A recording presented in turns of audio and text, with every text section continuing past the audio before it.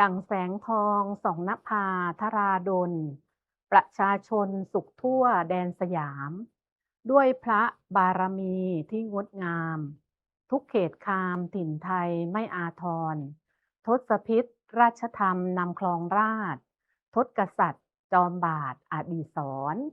ประชาไทยพร้อมใจประนมกรถวายพระพรขอพระองค์ทรงพระเจริญ ด้วยเกล้าวด้วยกระหม่อมขอเดชะข้าพระพุทธเจ้านางชนัยพรภูลน้อยนายด่านศุลกากรนครพนมพร้อมด้วยข้าราชการและเจ้าหน้าที่ด่านศุลกากรนครพนม